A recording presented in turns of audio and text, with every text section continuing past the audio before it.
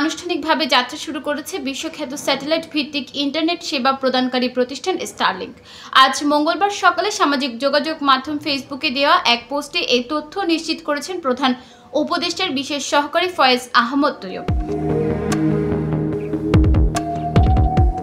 পোস্টে তিনি বলেন, স্টারলিংক অফিসিয়ালি বাংলাদেশে যাত্রা শুরু করেছে। সোমবার বিকেলে তারা ফোন কলে আমাকে বিষয়টি জানিয়েছে এবং আজ সকালে তাদের এক্স হ্যান্ডেলে বিষয়টি নিশ্চিত করেছে।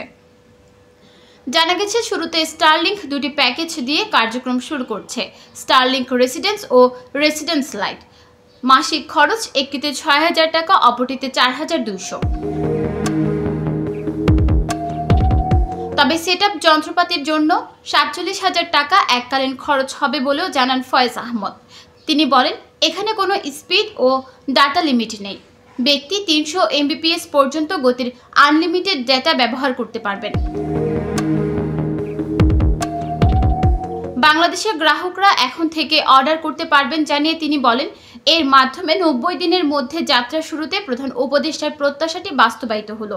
প্রধান উপদেষ্টা সংশ্লিষ্ট সবাইকে অভিনন্দন জানিয়েছেন। ফয়েজ আহমদ আরও বলেন, খরচে হলেও এর মাধ্যমে প্রিমিয়াম গ্রাহকদের জন্য উচ্চমান এবং উচ্চগতির ইন্টারনেট সেবা প্রাপ্তির টেকসই বিকল্প তৈরি হয়েছে। পাশাপাশি যেসব এলাকায় এখনও ফাইবার কিংবা উচ্চগতির ইন্টারনেট সেবা পৌঁছেনি, সেখানে কোম্পানিগুলো ব্যবসা সম্প্রসারণের সুযোগ পাবেন বলে আশা প্রকাশ করেন ফয়েজ আহমদ।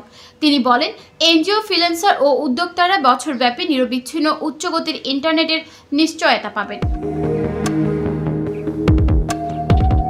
নিউজ ডেস্ক, চট্টগ্রাম সময়।